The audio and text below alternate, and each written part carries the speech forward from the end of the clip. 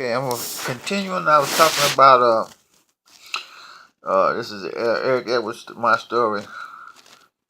Uh, Continuation from part 8, and I was talking about how the kids all got a break during the summers. We got to go to Springfield, Missouri, uh, and this went on for several years during our youth. Our grandfather, it was quite a escape for us. You know, he did it. His wife at the time was Miss Thelma, and she had us call her Auntie, Aunt Thelma, and she was uh, I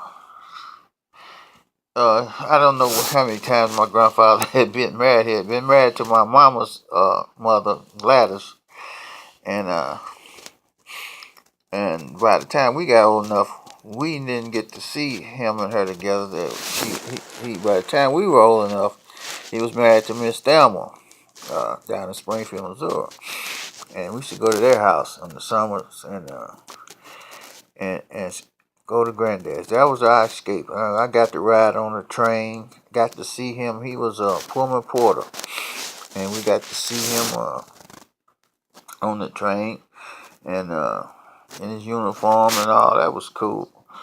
And I remember that one summer she took us uh, by train back to Springfield, and it was really nice for me as a kid just to see all this Union Station and trains, and it was wonderful. And I got to do that a lot, even more so than my sisters. I went to Springfield backwards and forwards during the summers, and eventually went to school down there in 11th and 12th grade. But I'll get on to that later. But I was talking about the bullies.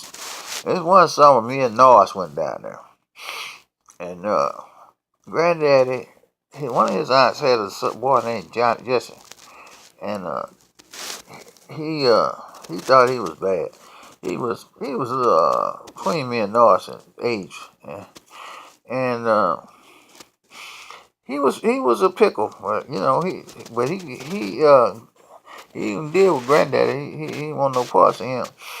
But and for some reason he didn't mess with me. But he all had a thing for Norris. And so whenever me and Norris wasn't together, he would pick on Norris. And he didn't know he had stepped into dangerous territory then, because I wasn't having it. So I told Norris, I said, Norris, we're gonna have to do our thing on this boy.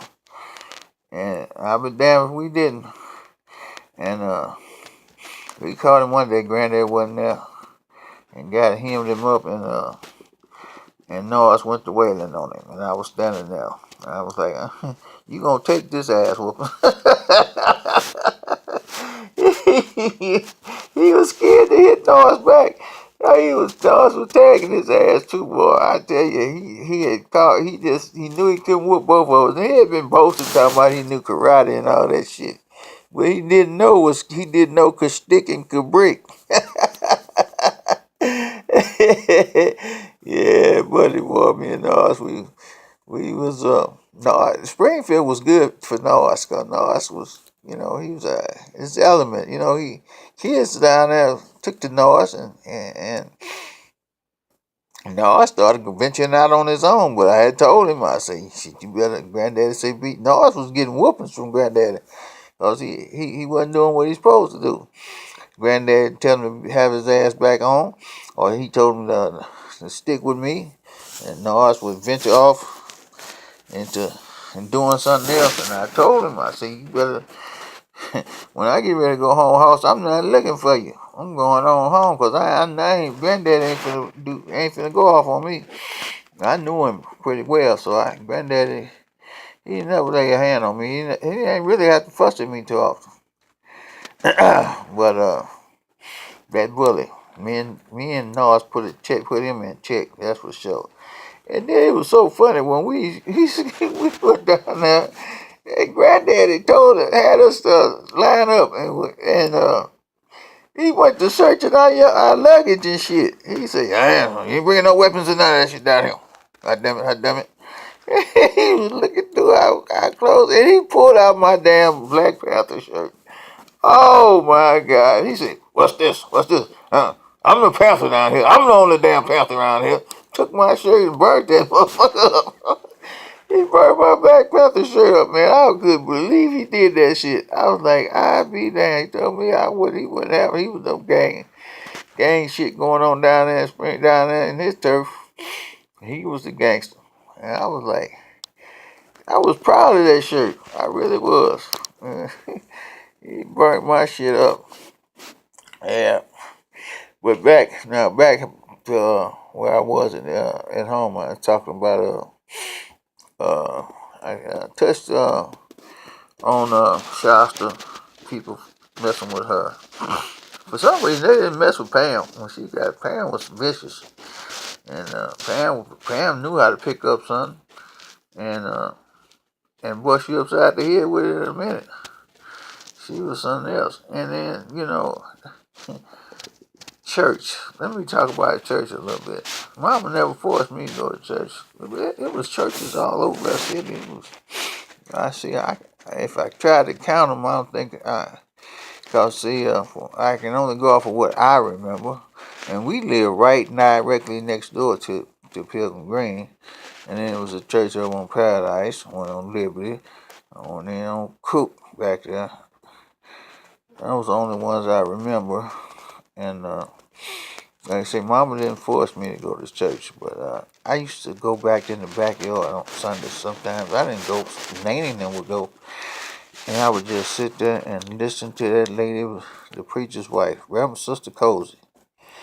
Man, that woman could sing, and it would send chill bumps through your body.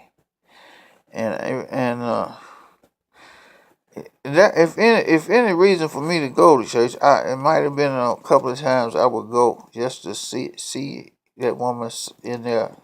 She played the piano, and she I guess she led the choir, and she would sing. And boy, when she sung, it stirred you up. It stirred your innards all up, and it felt good. But it didn't feel good enough for me to join that church, that's for sure. No, I got to where I just didn't go to church. Well, and let's see. All right, now then, we're gonna touch on the tracks. We're gonna talk about the Boxcar Bandits. And I had touched on it once before, talking about Freddie doing his half brother. He had